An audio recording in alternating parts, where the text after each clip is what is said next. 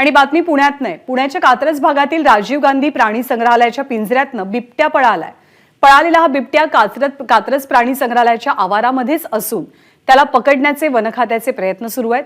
हा बिबट्या मानवी वस्तीमध्ये शिरू नये यासाठी प्रयत्न केले जात आहेत। आपल्याला अधिक माहिती देतात मिकी घई। मिकी, हा बिबट्या पळाला कसा आणि सध्या शोध मोहीम कुठवर आली आहे? नंदा, आता मी कात्रजच्या त्याच राजीव गांधी प्राणी संग्रहालयामध्ये आहे जिथून हा बिबट्या पळालेला आहे। खरं तर तो त्याच्या खंदकातून बाहेर आलेला आहे आणि आता तरी तो याच परिसरात आहे असा अंदाज, अशी प्राथमिक माहिती या झू डिपार्टमेंटकडून आपल्याला दिली जाते। खरं तर काल दुपारपासून तो इथून गायब आहे आणि त्यामुळं काहीसं इथं तणावाचं वातावरण आहे। आजूबाजूला खूप मोठ्या प्रमाणात लोकवस्ती आहे आणि त्यामुळं अनेक लोक राजीव गांधी प्राणी संग्रहालय जे कात्रज परिसरात आहे तिथं येत आहेत आणि विचारतायत तो नेमकं कुठं गेलाय, कारण की भीती आहे जर तो इथून बाहेर आला तर मग काय, त्याला धरणार तरी कसं। परंतु आता जरी आपण बघितलं तर तो प्राणी संग्रहालयात आहे असं सांगितलं जातंय आणि त्याला पकडण्यासाठी या ठिकाणी टीम्स दाखल झालेल्या आहेत, रेस्क्यू टीम्स।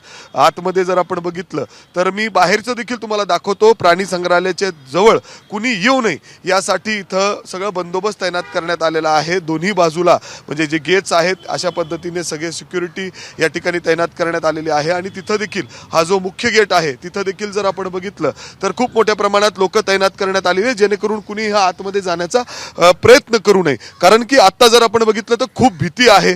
कात्रज परिसरात राहणारे जे लोक आहेत तिथं खूप मोठ्या प्रमाणात लोकवस्ती आहे, त्यांनी कुठेही जवळ येण्याचा प्रयत्न करू नये याचा प्रयत्न होतोय। मात्र लोक घाबरलेले आहेत, सातत्याने फोन करून विचारतायत नेमकं यांचा तो का नाही धरला जाते, तो कसा पळालेला आहे आणि असे वेगवेगळे सवाल या ठिकाणी उपस्थित केले जात आहेत। सध्या माझ्यासोबत या राजीव गांधी प्राणी संग्रहालयाचे जे मेन डॉक्टर आहेत राजकुमार सर। सर, कधी तो पळालेला आहे, सध्या काय सुरू आहे, किती रेस्क्यू टीम्स आतमध्ये आहे आणि नेमकं का लोकांमध्ये भीतीदायक वातावरण दिसतंय?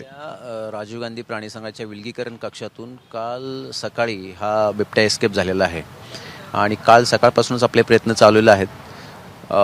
रेस्क्यू करण्यासाठी रेस्क्यू चॅरिटेबल ट्रस्टची संस्था त्या ठिकाणी कार्यरत आहे। महानगरपालिकेच्या वतीने फायर ब्रिगेडची टीम त्या ठिकाणी इम्प्लिमेंट आम्ही केलेली आहे।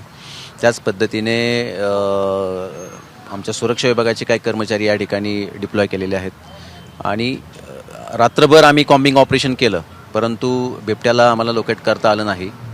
कारण या ठिकाणी थिक व्हेजिटेशन असल्याचा फायदा बिबट्या घेतो आणि रात्रीच्या वेळेला तो बाहेर पडतो, पण दिवसाच्या वेळेला मात्र तो घनदाट। सर, तो आता आतमध्येच आहे आणि तो किती मोठा आहे? तो पूर्ण वाढ झालेला आहे, तो सुमारे 7 ते 8 वर्षाचा आहे आणि त्याचं एक वजन 55 ते 60 किलो असावं। अजून तो जर आपण बघितलं तर त्या बिबट्याची पूर्ण वाढ झालेली आहे, जवळपास 7 ते 8 वर्षाचा आहे तो आणि म्हणजे अजून सुद्धा तो लोकेट झालेला नाही आणि त्यामुळंच इथं एवढ्या मोठ्या प्रमाणात पोलीस असेल, त्याचबरोबर सुरक्षा रक्षक असतील, हे सगळेजण तैनात करण्यात आलेले आहेत, कुठलाही अनुचित प्रकार घडू नये। मात्र ज्ञानदा, जर गेटच्या बाहेर बघितलं तर पलीकडच्या बाजूला लोक जमतायत आणि हे लोक सगळे विचारतायत, कारण या झू पार्कच्या जवळच त्यांची घरं आहेत, त्यांना भीती वाटते की जर तो बाहेर आला तर मग आम्ही कुठे जायचं। स्वाभाविक आहे की या परिसरातनं बिबट्या जर बाहेर पडला तर तो नागरी वस्तीमध्ये शिरू शकतो। लोकांना चिंता वाटते, त्यामुळे माहिती जाणून घेण्यासाठी लोक या वन परिसरामध्ये सुद्धा गर्दी करतात। रेस्क्यू टीम दाखल झाल्यात, लवकरात लवकर बिबट्याला शोधण्याचं आव्हान समोर आहे। मिकी, धन्यवाद या सगळ्या माहितीबद्दल। एबीपी माझा, उघडा डोळे बघा नीट।